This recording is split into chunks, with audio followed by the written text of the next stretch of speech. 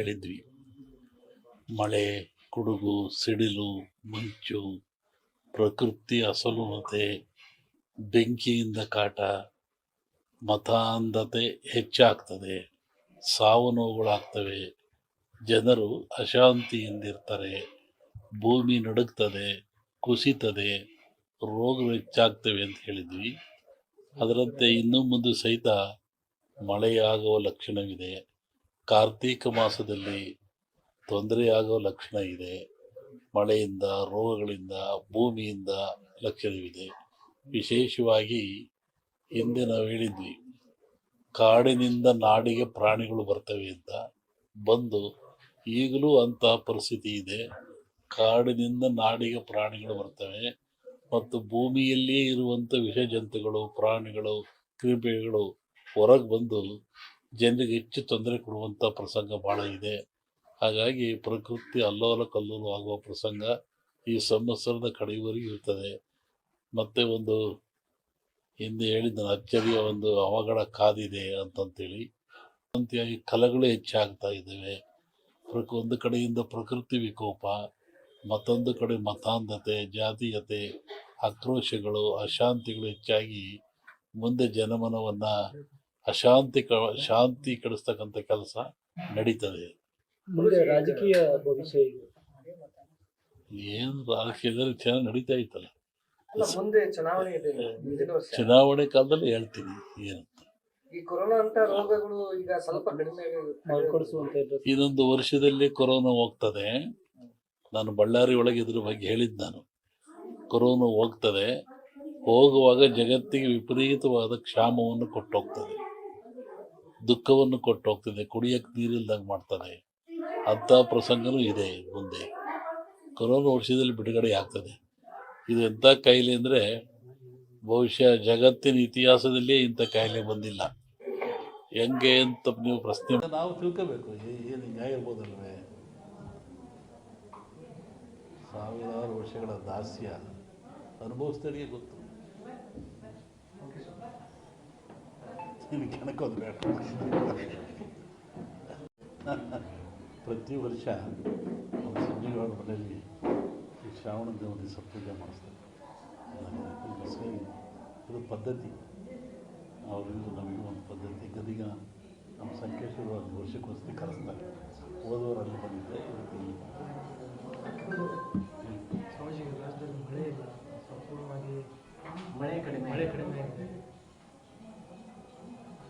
ಮನುಷ್ಯ ಎಷ್ಟು ತಪ್ಪು ಮಾಡಿದರು ಆ ಭಗವಂತ ಕ್ಷಮಿಸ್ತಾನಂತೆ. ಮನುಷ್ಯ, ಪ್ರಾಣಿ, ಭೂಮಿ ಏನು ಮಾಡಿದ್ರು ಸೃಷ್ಟಿಕರ್ತ ಅವನೇ ಅಲ್ಲದೆ ಅವನು ಕ್ಷಮಿಸ್ತಾನಂತೆ. ಆದರೆ ಮನುಷ್ಯ ಮಾಡಿದ ಕರ್ಮಗಳು ಅವನು ಕ್ಷಮಿಸಲ್ಲವಂತೆ.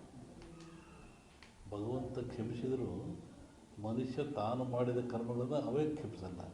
ಹಾಗಾಗಿ ಮನುಷ್ಯನ ಕರ್ಮಬಾಧೆಗಳು ಹೆಚ್ಚಾದಾಗ ಇವೆಲ್ಲ ಸಾಮೂಹಿಕವಾಗಿ ಅನುಭವಿಸಲೇಬೇಕಾಗ್ತದೆ. ಹಾಗೆ ಮಳೆ, ಬೆಳೆ, ಭೂಕಂಪಗಳು, ಅರ್ಥಕ್ವೇಕ್ಗಳು ಅಥವಾ ನಡೀತಾ ಇರ್ತವೆ. ಏನೂ ಆಗಲ್ಲ, ಬರುತ್ತೆ. ತಮಾಷೆ ಅಂತೂ ಬರುತ್ತೆ, ಮಳೆ ಏನು ತೊಂದರೆ ಇಲ್ಲ. ಈ ಬಾರಿ ಏನಾದರೂ ಇದೇ ಪರಿಸ್ಥಿತಿ ಮುಂದುವರಿಯುತ್ತೆ? ಇಲ್ಲ, ಚೆನ್ನಾಗುತ್ತೆ, ತೊಂದರೆ ಏನಾಗಲ್ಲ. ಬರಗಾಲ ಛಾಯೆ ಇರ್ಬೋದು, ಅನುಕೂಲ ಆಗುತ್ತೆ. ಆ ಥರ ಹೇಳ್ಕೊಂಡು ಮಟ್ಟಕ್ಕೆ ಏನಿಲ್ಲ, ಚೆನ್ನಾಗಾಗುತ್ತೆ. ಮೊನ್ನೆ ವಸತಿ ಹೇಳಿದ್ವಲ್ಲ, ಬೆಳಗಾವಿನಲ್ಲಿ ಶ್ರಾವಣ ಮಧ್ಯಭಾಗದಲ್ಲಿ ಮಳೆ ಬರ್ತದೆ. ನೀವು ಉತ್ತರ ಕರ್ನಾಟಕದಲ್ಲಿ ಆಯಿತು, ಎಲ್ಲ ಕಡೆಗೆ ಆಯ್ತಲ್ಲ. ಈಗ ಅಮಾವಾಸ್ಯೆ ನಂತರ ಇಲ್ಲಿ ಬರುತ್ತೆ, ತೊಂದರೆ ಇಲ್ಲ. ಅಮಾವಾಸ್ಯೆ ನಂತರ ಈ ಕಡೆ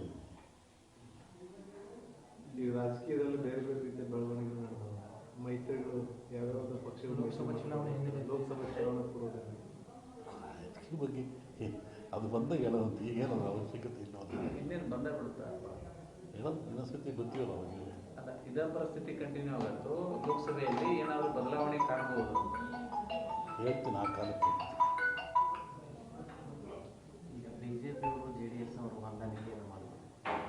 ನಮಗೇನು ಸಂಬಂಧ, ಅದ್ರ ಬಗ್ಗೆ ನಮಗೇನು ವಿಚಾರ ಅಂತ ಹೇಳಬಾರ್ದು. ದೇಶದ ಭವಿಷ್ಯ ಏನಾಗುತ್ತೆ? ದೇಶ ಹಿಂಗೆ ಹೋಗ್ತದೆ, ಹೋಗ್ತಾ ಇದ್ದರೆ ಹಿಂಗೆ ಹೋಗ್ತದೆ. ಸದ್ಯಕ್ಕೆ ತೊಂದರೆ ಇಲ್ಲ. ಅನೇಕ ಆಪತ್ತುಗಳಿದ್ದಾವೆ. ಅದೇ ಬಂದು ಹೇಳಿದ ಭೂಕಂಪಗಳಾಗ್ತವೆ. ಮೊನ್ನೆ ಫಾರಿನ್ನ ಕಡೆ ಒಳ್ಳೆಯ ಜಾಸ್ತಿ ಆಗ್ತದೆ. ಇನ್ನೂ ಉತ್ತರದಲ್ಲಿ ಮಳೆ ಅಂತ ಹೇಳಿರೋದು ಹಾಗಾಗ್ತದೆ. ದೊಡ್ಡ ದೊಡ್ಡ ನಗರಗಳಿಗೆ ಆಪತ್ತಿದೆ, ತೊಂದರೆಗಳಿದ್ದಾವೆ, ಭೂಕಂಪಗಳಾಗಂಥದ್ದು, ಹಾಹಾಕಾರಗಳಾಗ್ತದೆ, ರಾಜಕೀಯದ ಅಸ್ಥಿರತೆ ಉಂಟಾಗ್ತದೆ. ಅವರಿರೋದೇ ಪ್ರಾಕೃತಿಕವಾಗಿ ದೋಷಗಳಿರ್ತದೆ. ರಾಜಕೀಯ ಅಸ್ಥಿರತೆ ಅಂದ್ರೆ ಅದನ್ನು ಸ್ವಲ್ಪ ಬಿಡಿಸಿ ಹೇಳಿದ್ರೆ ಹೆಂಗಿರುತ್ತೆ? ನೀವೇ ನೋಡುವಂತೆ ನಿಮಗೆ ಗೊತ್ತಾಗುತ್ತೆ. ಯಾವ ರೀತಿ ರಾಷ್ಟ್ರ ರಾಜಕೀಯದಲ್ಲಿ ಅಸ್ಥಿರತೆ ಉಂಟಂತ ಎರಡರಲ್ಲೂ ಇದೆ. ರಾಷ್ಟ್ರ ರಾಜ್ಯ ಎರಡರಲ್ಲೂ ಅಸ್ಥಿರತೆ ಕಾಣುತ್ತೆ. ಎಲ್ಲ ಕಡೆ ಈ ಧರ್ಮದ ವಿಚಾರ ಸಾಕಷ್ಟು ಚರ್ಚೆಗೆ ಆಗ್ತಿದೆ. ಆದರೆ ಸನಾತನ ಧರ್ಮ ವಿಚಾರವಾಗಿ ಚರ್ಚೆ ಆಗ್ತದೆ. ಅವರವ್ರ ಧರ್ಮ ಅವ್ರಿಗೆ ದೊಡ್ಡದು. ಇದು ಭಾರತದಲ್ಲಿ ಸೆಕ್ಯುಲರಿಸಮ್, ಜಾತ್ಯತೀತವಾದ ಇದೆ. ಮತ್ತು ಅವರ ಧರ್ಮಕ್ಕೆ ನೋವಾದಾಗ ಅವರು ವ್ಯಕ್ತಪಡಿಸೋದು ಸಹಜ, ಅದು ತಪ್ಪೇನಲ್ಲ. ಅದರ ಬಗ್ಗೆ ನಾವು ಯಾವುದೇ ಪರ ವಿರೋಧ ಹೇಳುವಂಥದ್ದು ಏನು ವಿಚಾರ ಅಲ್ಲ. ಒಂದು ಸಲವನ್ನು ಎಲ್ಲ ದೇಶಕ್ಕೂ, ಎಲ್ಲ ಮನೆತನಕ್ಕೂ, ಎಲ್ಲ ಜನಕ್ಕೂ ತನ್ನದೇ ಆದ ಧರ್ಮ, ನೀತಿ, ಪರಂಪರೆ ರೂಢಿ ಇರ್ತದೆ. ಅದು ನೋವಾದಾಗ ಎಲ್ಲರಿಗೂ ನೋವಾಗ್ತದೆ. ಹಾಗೆ ರಾಷ್ಟ್ರಕ್ಕೂ ಒಂದು ಧರ್ಮ, ನೀತಿ ಇದೆ ಮತ್ತು ಎಲ್ಲ ಜನಾಂಗಕ್ಕೂ ಇದ್ದಾವೆ. ಅದನ್ನು ನಾವು ತಿರಸ್ಕರಿಸಬಾರ್ದು, ಹೆಚ್ಚಿನ ಪ್ರೋತ್ಸಾಹನೂ ಕೊಡಬಾರ್ದು. ಅದು ಹೆಂಗುದೇ ನಡ್ಕೊಂಡು ಹೋಗ್ತಾ ಇರ್ತದೆ. ರಾಜಕೀಕರಣ ಆಗ್ತಾ ಇದೆಯಲ್ಲ, ಧರ್ಮದಲ್ಲಿ ರಾಜಕೀಯ ಇರಬಾರ್ದು, ಅದು ಅಪಾಯ ಆಗ್ತದೆ. ಪ್ರಜಾಪ್ರಭುತ್ವಕ್ಕೆ ರಾಜಕೀಯಕ್ಕೆ ಅಪಾಯವಾಗ್ತದೆ. ರಾಜಕೀಯ ಬೆರೆಸಬಾರ್ದು. ಇಲ್ಲಪ್ಪ, ಈಗ ಧರ್ಮದ ಮೇಲೆ ನಾವು ಓಟ್ ಕೇಳಿ ಅಧಿಕಾರಕ್ಕೆ ಬಂದಂಥ ಪರಿಸ್ಥಿತಿ ಸೃಷ್ಟಿಯಾಗ್ಯದ ದೇಶದೊಳಗೆ. ಧರ್ಮಾಧಾರಿತ ರಾಜಕಾರಣ ನಡೆದು ಅದು ಅವರಿಗೆ ಸಂಬಂಧಪಟ್ಟದ್ದು. ಅಲ್ಲ, ನೀವು ಹೇಳಿದ್ರಲ್ಲಪ್ಪ ಈಗ ಧರ್ಮ ರಾಜಕೀಯ ಬೆರಿಬಾರ್ದು ಅಂತ ಹೇಳಿದ್ರಲ್ಲ. ಆದ್ರೆ ನಾವು ಒಂದು ಜನರ ನಡುವಲ್ಲ ದ್ವೇಷ ಬಿತ್ತಿ ಓಟ್ ಬೆಳ್ಕೊಳ್ಳುವಂಥ ಪರಿಸ್ಥಿತಿ ನಿರ್ಮಾಣ ಆಗ್ಯದ. ನೀರಿನಲ್ಲಿ ದೋಣಿ ಇರಬೇಕು, ದೋಣಿ ನೀರು ಇರಬೇಕು. ದೋಣಿ ಒಳಗೆ ನೀರಿದ್ರೆ ಏನಾಗ್ತದೆ? ಹುಡುಕ್ತದೆ. ನೀರಿನ ಮೇಲೆ ದೋಣಿದ್ರೆ ಹೋಗ್ತದೆ, ಒಂದಿನ ಲೈವ್ ಆಗ್ತದೆ. ದೋಣಿ ಮೇಲೆ ನೀರು ಬರುವಂಥ ಪರಿಸ್ಥಿತಿ ನಿರ್ಮಾಣ ಆಗುತ್ತೆ. ಈ ಮನುಷ್ಯರೆಲ್ಲ ಜಾಣರಾದಂಗ, ವಿದ್ಯೆ ಬಂದಂಗ ಈ ಜಾತಿ ವ್ಯವಸ್ಥೆ ಎಲ್ಲ ಕಡಿಮೆ ಆಗಬೇಕಾಗುತ್ತೆ. ಅದ್ರ ಬದಲಾಗಿ ಈ ರಾಜಕೀಯದವರೇ ಜಾತಿ ಧರ್ಮನ ಬಿತ್ತಕತ್ತಾರೆ ಜನರು. ಪೂರ್ಣವಾದ ಜ್ಞಾನ ಯಾವ ಮನುಷ್ಯನಿಗಿರಲ್ಲ, ಅವಾಗ ಇವೆಲ್ಲ ಬರೋದು ಸಹಜ. ಸಂಪೂರ್ಣವಾದ ಜ್ಞಾನ ಗಳಿಸಿದರೆ ಯಾವುದಕ್ಕೂ ಅವಕಾಶ ಇರಲ್ಲ. ಅರಿವು ಹೇಳ್ತೀವಲ್ಲ, ನಾವು ತಿಳಿದ್ರೆ ಎಷ್ಟು ಉದ್ದಾಗ ಇವೆಲ್ಲ ಬರ್ತವೆ. ಪೂರ್ಣವಾದ ಜ್ಞಾನ ಸಂಪಾದನೆ ಮಾಡಬೇಕು ಮನುಷ್ಯ. ಅರಿವಿನ ಕೊರತೆ. ಈ ಕೆಲವು ರಾಜಕಾರಣಿಗಳು ಈ ಹಿಂದೂ ಧರ್ಮ ಇರ್ಬೋದು, ಸನಾತನ ಧರ್ಮದ ಒಂದು ರೋಗ ಇದ್ದಂಗೆ, ಕುಷ್ಠ ರೋಗ ಇದ್ದಂಗೆ, ಅದನ್ನು ನಿವಾರಣೆ ಮಾಡಬೇಕು, ಈ ಥರದ್ದೆಲ್ಲ ಸ್ಟೇಟ್ಮೆಂಟ್ಗಳನ್ನು ಕೊಡ್ತಾರೆ. ಹಿಂದೂ ಧರ್ಮನೇ ಇಲ್ಲ, ಅದಕ್ಕೆ ಧರ್ಮದ ವ್ಯಾಖ್ಯಾನವೇ ಬೇರೆ ಇದೆ. ನಮಗೆ ಹೇಳಿದ್ರು ಹಿಂದೂ ಧರ್ಮ ಯಾರು ಹುಟ್ಟಿಸಿದ್ರು ಅಂತ. ಸುಮ್ಮನೆ ಯಾಕೆ ಹೇಳ್ತಾರೆ? ನೋವಾಗಿ ಅಂತ ಹೇಳ್ತಾರೆ. ಅದಕ್ಕೆ ಪರಿಹಾರ ಎಲ್ಲರೂ ಹೇಳ್ಬೇಕು. ಏನು ನೋವಾಯಿತು, ಹೆಂಗಾಯಿತು, ಅವ್ರಿಗೆ ಯಾಕೆ ನೋವಾಯಿತು, ಧರ್ಮ ಹೆಂಗೆ ಹುಟ್ಟಿತು,